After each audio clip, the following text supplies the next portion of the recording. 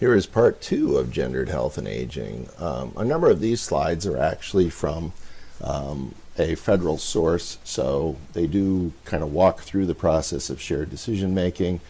I think that prostate cancer screening is one of the more complicated things that a clinician and patients actually need to be addressing and thinking about.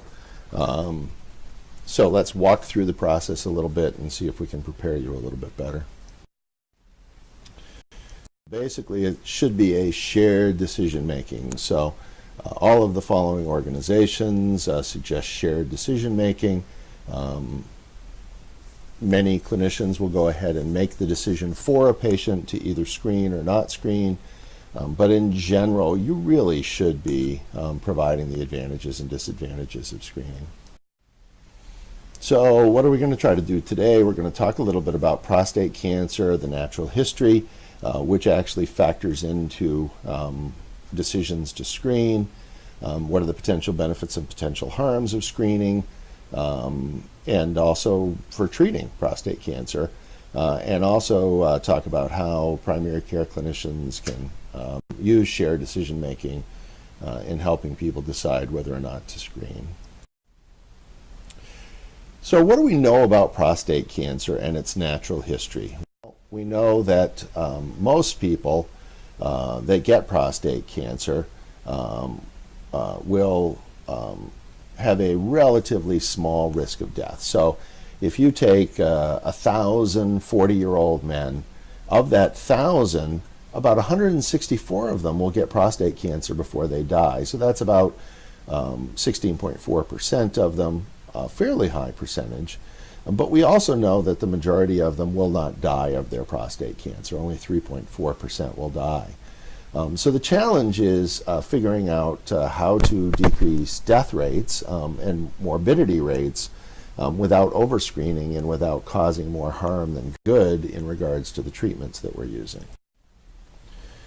So here we go. The majority of men are going to have way more problems with heart disease, lung cancer, stroke, all of these things.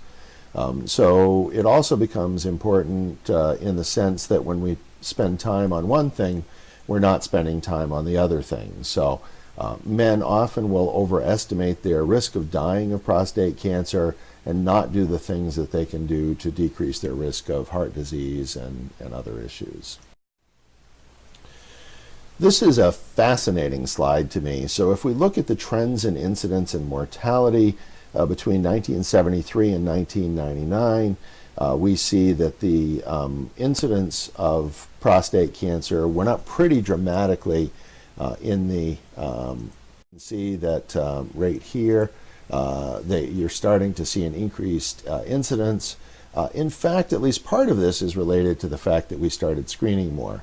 Incidence peaks in about 1992, and so at that time you had a fairly high incidence and a dramatic increase, but without a increase in benefit as far as mortality. And in fact, if you look at it, there's a very slight upward trend in the mortality here. So you can see very slight, but not only doesn't increase, it doesn't decrease, I should say, actually increases. Interestingly, when you see decreased screening, you actually start to see a slight decrease in the mortality. Probably this is related to improvements in treatment, related, I think, most commonly to radiation therapy. However, there probably were some advances in surgical therapy as well around this time related to robotic and nerve-sparing surgeries.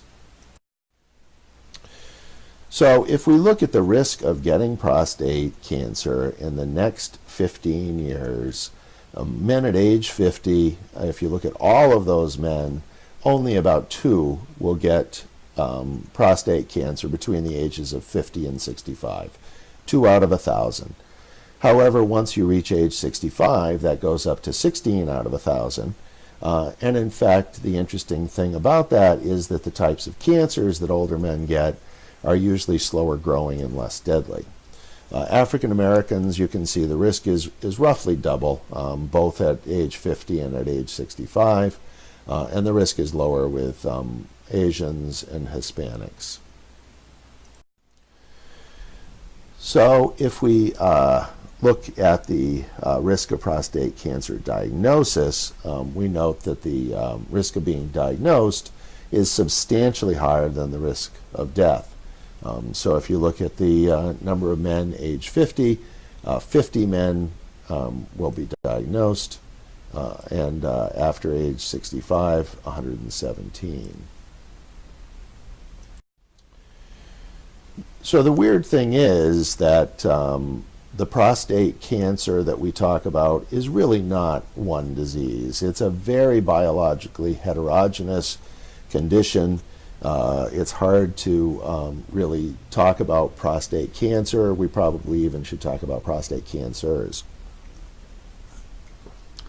The usual way that we estimate the risk is that when someone is diagnosed with a high PSA, they'll be referred to urology. If that PSA persists, they'll usually get prostate biopsies. Those biopsies are then looked at under the microscope to determine how dysplastic or anaplastic they are. The top two are given scores of 1 to 5, and then we add those two scores together, and that gives us the Gleason score. So a Gleason score basically can be anywhere from 2 to 10. So if someone has a 10, then they have two areas that are very extremely dysplastic to the point of being anaplastic, that they don't even necessarily even resemble prostate tissue at that point. Now the other extreme is that some people will have prostate cancers that are not very dysplastic, sort of like a low-grade abnormal pap smear, and those folks will have a low Gleason score, and therefore their prostate cancer would probably grow extremely slowly and never cause any symptoms. The majority of folks do have low Gleason scores. The challenge is a lot of people are sort of right smack dab in the middle. Common case that a lot of people are aware of is Ben Stiller was recently diagnosed with prostate cancer. Interestingly, he was young enough that no published guidelines would have recommended screening him at that time, unless he had an extremely high positive family history, which I'm not aware that he did, but if he did, then it might have made sense. He's in his 40s. His Gleason score that has been bantied about on the internet was about 6. So the question is would it even have grown? He attributes his having a PSA and having a prostatectomy as a life-saving process. It's possible that it is. On the other hand, it's possible that his cancer never would have progressed at all, and that if he had been rebiopsied in a year, it would have shown the exact same thing, and it never would have grown. Interestingly, of course, other prostate cancers are extremely fast-growing and metastasize very quickly. Unfortunately, these are often the cancers that younger men get, and so that's one of the challenges, is that even though the prevalence is very low, the potential risk is actually substantial. So one of the things that is really hard to understand is that by definition, screening is going to improve 5-year survival rates. This is very complicated and very difficult for people to understand. And basically the reason is that if you screen someone, you find out they have a positive cancer, even if they would have died 20 years from now, they're still going to die 20 years from now, but they're going to have been diagnosed and they're going to have survived 20 years. If you don't screen them, you won't diagnose that person until a year or two before they would have died, and they will have symptoms. You'll diagnose them at that time, and their survival time will have been 2 years. So it's very difficult. You've got someone who is in that early phase in which they basically have a non-detectable disease. They basically have developed the disease, but you can't find it. Those people are all here. Patient 1, in fact, goes through his detectable phase very quickly, and then he's very symptomatic. So that's the patient that gets early onset, quick moving, often has metastasis. Patient 2, however, actually doesn't have cancer, and then he has this long phase in which you could detect it, and then he dies from another cause later on. He never gets to the point where his disease would have been symptomatic, but he lives with the diagnosis of prostate cancer for a number of years. So patient 4, on the other hand, went many years without that diagnosis, still dies at the same time, but didn't have to live with the diagnosis of prostate cancer. And in fact, this patient at this point may have had a PSA, may have had a radical prostatectomy, and may have lived all of this time being incontinent and having erectile dysfunction. The incidence of those has gone down substantially related to surgery, but it is still substantial. So can we prevent prostate cancer? Well, we really don't know. There's not really any evidence that we can. We do know that age is definitely a risk factor. Not really anything you can do about that. Race and ethnicity, risk factors, nothing you can do about that. Family history, a risk factor, nothing you can do about that. You can possibly screen those people earlier. That's not really preventing it, that's just early intervention when it does occur. And whether or not that has benefit or not is open to argument. Although in general, most people do feel that if someone has an extremely strong family history, that is a different situation as far as screening. So prostate cancer is definitely a not uncommon cause of death.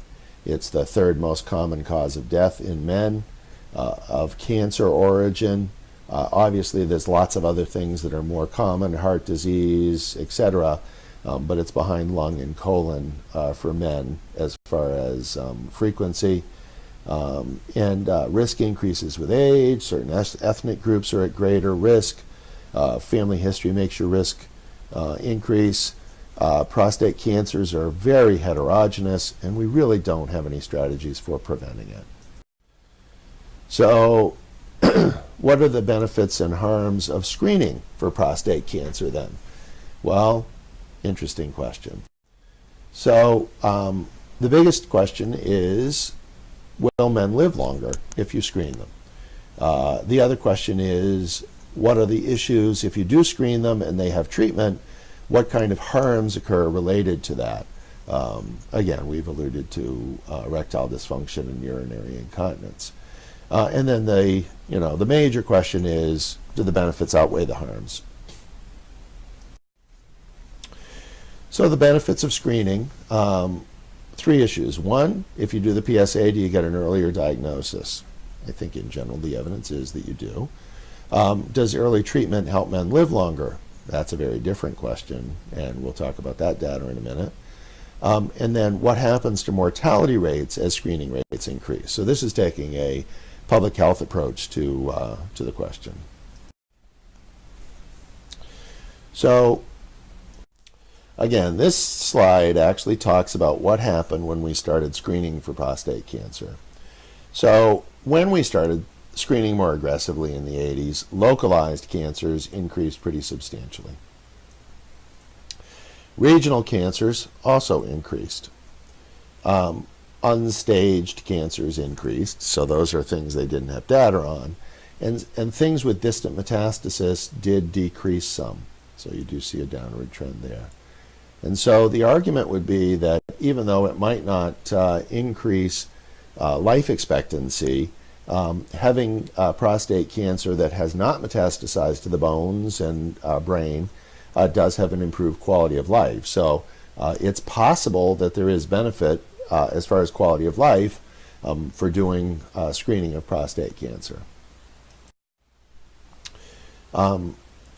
finding prostate cancer earlier really does not seem to prolong life. So this is basically that same question. If you have someone who's not screened and they are diagnosed at the times of symptoms and then they die, what's the benefit of doing screening? Oh, we found it by screening, then they get symptoms, they die at the same time. Now in situation 3, basically we've extended the life, and so unfortunately nothing we're doing at this point seems to suggest that screening early does seem to do that. So can we treat early prostate cancer effectively? Well, the argument would be that if we've got early stage prostate cancer, they have good survival. In general, men with prostate cancer have pretty good survival. But the other question is that if you've got somebody who has early stage prostate cancer, what is the role of watchful waiting?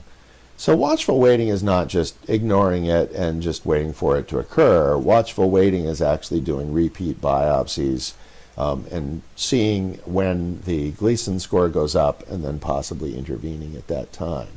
Men that had watchful waiting, the disease-specific survival rate was about 87%, which is not dramatically different from men who don't have watchful waiting.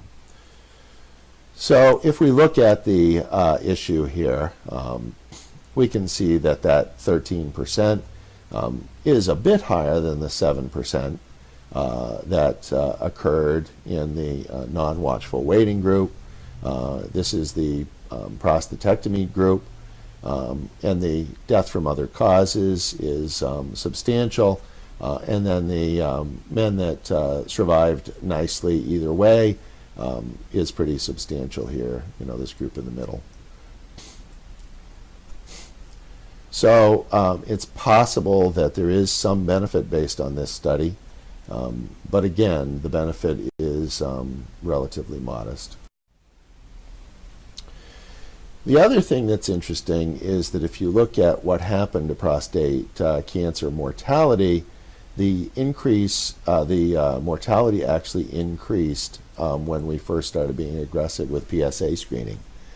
Now, a lot of different possibilities exist. The most likely possibility is those people would have been diagnosed with something else as the cause of their death, and never been diagnosed with prostate cancer. They would have had a heart attack, they would have had some other cause, but because we did a PSA and we diagnosed prostate cancer, we were able to correlate whatever it was that they died from with their prostate cancer. Another possibility, however, is that the treatments that we used for the prostate cancer actually resulted in a higher death rate. Not really a good way of knowing which is which, but it does raise that interesting question. Starting in 1995, we did start to see a decline. We were doing less PSA screening at that time, and I think we may have developed better treatments at that time. The other thing that's interesting is that when you look at the prostate cancer mortality rates, if you look at them in the UK, where they really don't do much PSA screening, you see interestingly an interesting similar phenomenon. And that raises a third possibility, is that there's something that was in the environment that did increase the risk of prostate cancer, whether that be folks that had smoked a lot after World War II, that generation, or possibly people that were drinking too much alcohol or were exposed to certain chemicals or whatever. So the mortality rates in prostate cancer, interestingly, are not terribly well correlated at all to the PSA, and so there doesn't really seem to be any benefit as far as screening. So basically it comes down to the fact that there's too many variables. We really don't know whether there's any evidence that there's any benefit for screening. It may or may not extend men's lives. It may or may not extend men's quality of life related to not having to live with metastatic prostate cancer. On the other hand, it may actually improve men's quality of life by not having to live with a diagnosis of prostate cancer otherwise. So the screening benefits have been discussed. How about the screening risks? So one possibility is that people will get false positives and end up with operations and treatments they just didn't need. One possibility is that many men will be diagnosed with prostate cancer who really don't get any benefit from that diagnosis. And then the third possibility is that even with the men that really did have prostate cancer that might have advanced, they might actually have more side effects from the treatment than they get benefits from the treatment. So false positives.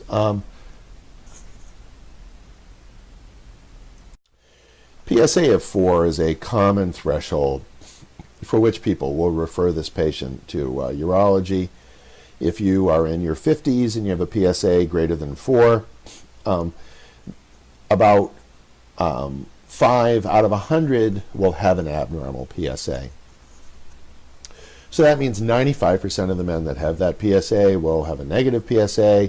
They'll basically get a reassurance that they don't have it and, go forward. So here we're just talking about false positives, not false negatives. Of the 5 that get a high PSA, 1 or 2 will end up with cancer. That means 3 or 4 were false positives that end up having biopsies and maybe even surgery or other interventions. Once you get into your 60s, 15% of men will have a PSA greater than 4, and about 3 to 5% of those will be, or 3 to 5% overall, will have a cancer. That means that 2/3 of them don't have a cancer. And then once you get into the 70s, again, the ratios are similar. So we do think that there's a number of people that end up with a diagnosis of cancer that never would have had any idea that they had a cancer in there. We're pretty convinced that those people don't have any benefit as far as extending their lives. And those people probably do get more unnecessary treatment and side effects than they would otherwise. It's hard to quantify that. Back in the 80s to 90s, up until turn of the century, about 30% of the men that were diagnosed, if we didn't screen, never would have had clinical disease. So that's 30% of the men that live with a diagnosis of prostate cancer that never would have ever had any symptoms at all. Other studies actually show even higher percentages of overdiagnosis.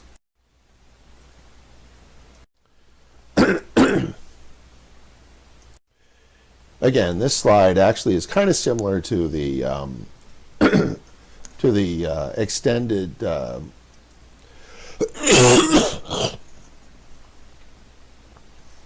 diagnosis that men had versus this is their actual tumor grades.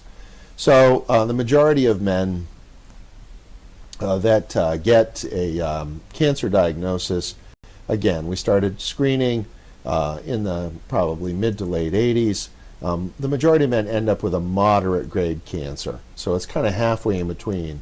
A well-differentiated cancer is the one you want to have, and strangely, the incidence of a well-differentiated cancer does go down starting at about 1991, even though PSA testing actually didn't go down until probably the late 90s. Again, there may be a cohort issue in regards to the World War II generation, that they had something different there. Men with a poorly differentiated cancer here,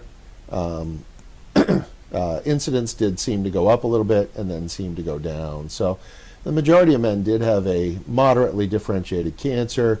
Again, it's really hard to tell what's going to happen in regards to that. Those cancers are pretty variable as far as their natural history.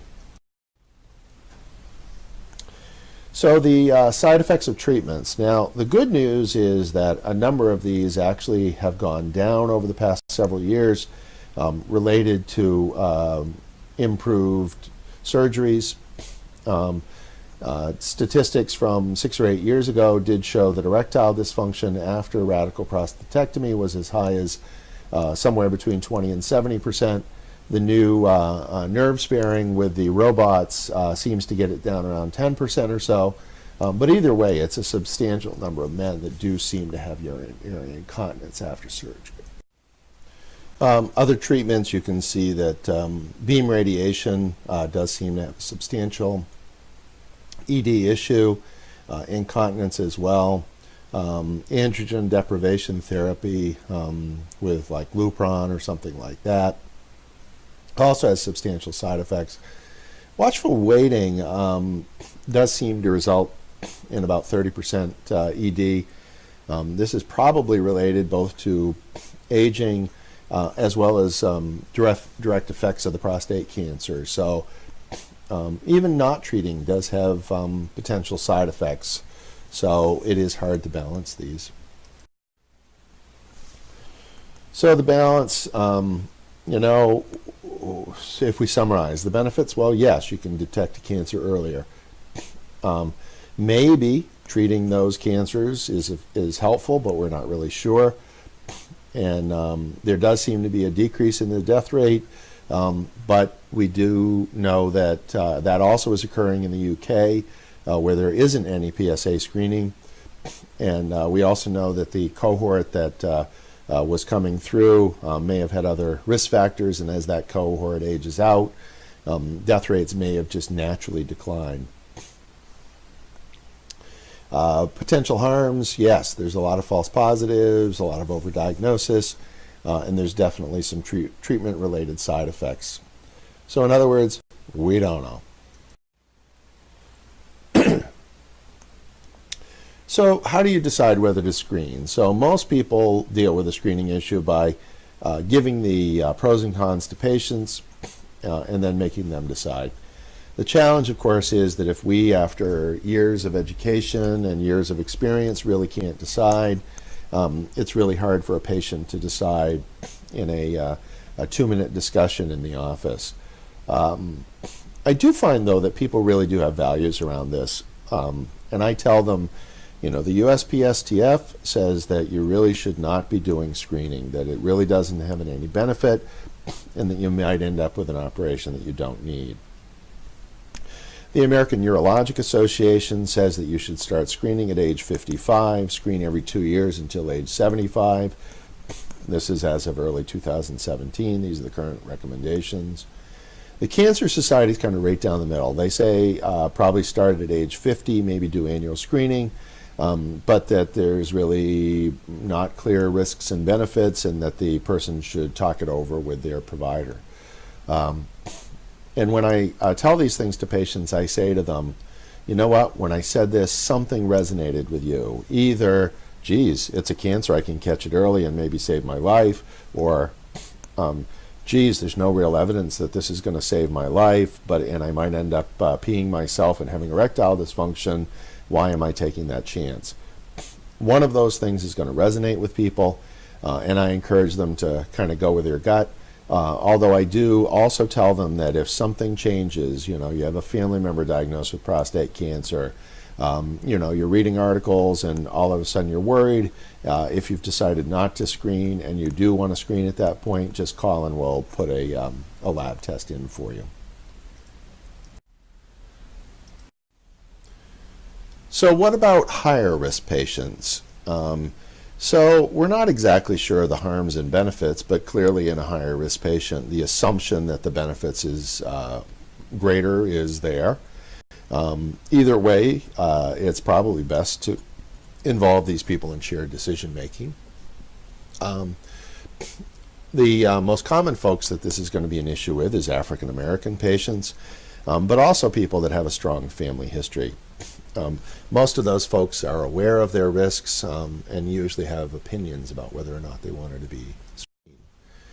So how can you use that shared decision making in helping patients decide? So basically you just have to make sure they know the benefits, they know the harms, they know the potential likelihood of the various potentials and harms. And that they also know that when they make a decision, that there are issues down the road. The most common response I get is, well, it's just a blood test.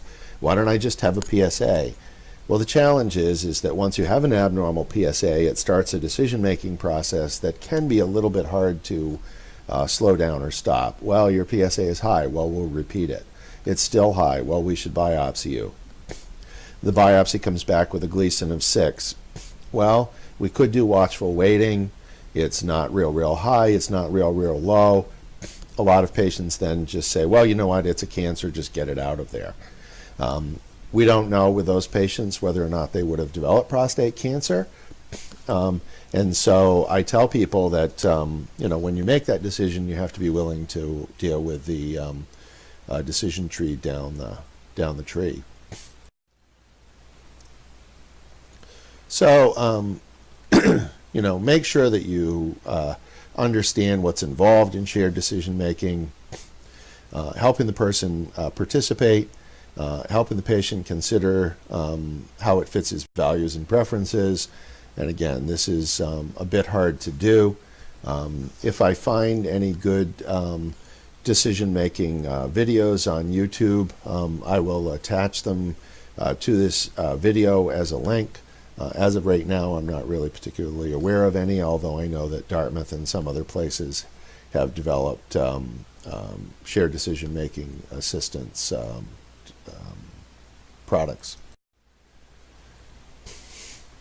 So what other clinical decisions should you be doing shared decision-making? Well, colon cancer screening is definitely one of those things as well. I think that people assume that there is just benefit as far as colon cancer screening. Everybody should have a colonoscopy. Well, there is a certain amount of risk associated with that. There's certain perforations. The other thing is that the potential benefits of colonoscopy, though I think statistically real, are actually statistically relatively modest. I have patients that are paying out of pocket for their colonoscopies. And in fact, if they did that, would not be taking some of their other medicines. And especially if they don't have a family history, they don't have any other risk factors. It's actually, I think, a more complicated decision process than that people should understand. Another thing that it's worth talking about is if you have somebody that has quote-unquote glucose intolerance, that A1C that's between 6.1 and 6.5, there are some studies that do suggest that you should start that patient on metformin to keep them from progressing to actual diabetes. The benefits and risks are definitely something that need to be balanced and would be a cause for another talk. I do think that the video that is by James McCormick that talks about metformin, that I'll try to put a link with this video, really does delineate those issues pretty well. Treatments for ischemic heart disease, including CABG surgery. Again, I think that people are very unaware that aggressive medical therapy is not very far away as far as life-saving with CABG surgery. And then hormone replacement therapies is another place that you should be doing shared decision making. So patients, I think, in general are better off if they participate, just because that way they get what they want. Clinicians benefits because that way we don't have to go ahead and make a decision for somebody in a place where there really isn't a lot of evidence that really makes a clear decision for us.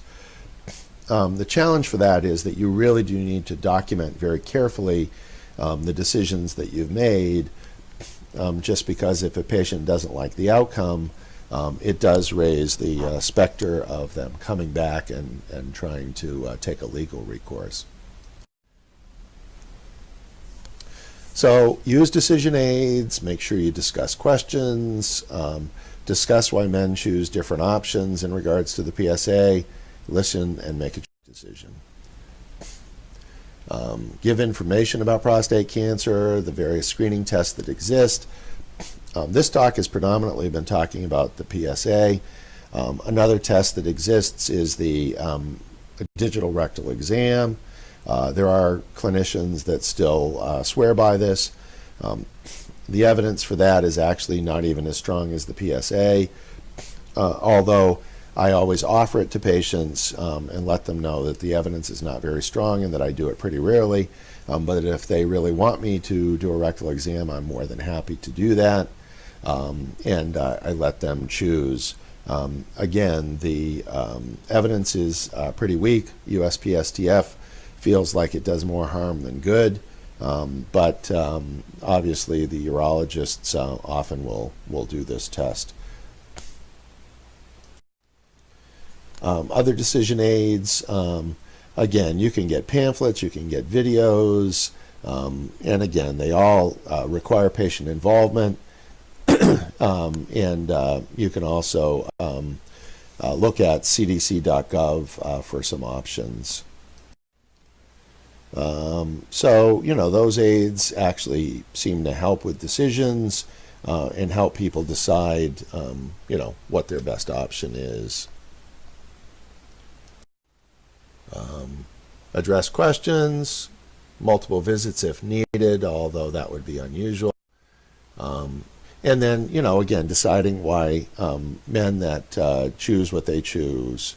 Some men decide to be screened, and they say, hey, it's worth the side effects. And then men that choose not to be screened really don't want interventions. Listen, make a joint decision. If he's unable to make a decision, then that makes it more complicated. At that point, people will ask me for my recommendation. I really try hard not to do that if I possibly can. Because I tell them it really comes down to your gut feeling in regards to your potential risk. So I do try to make them make the decision. When in doubt, to be honest with you, if they can't decide, I default to doing the test just because I don't want them to come back on me and say, you told me not to have the test, I ended up with prostate cancer, and now I'm holding you responsible. So in summary, decision-making that's shared is probably a best answer, just because we really don't know what the best thing to do is. And if you give people a choice, it gets them to buy in. They understand that we can get it right either way, we can get it wrong either way, and so they do understand the potential risks and benefits. And again, there is a resource from the CDC, and that concludes this discussion of prostate cancer and screening.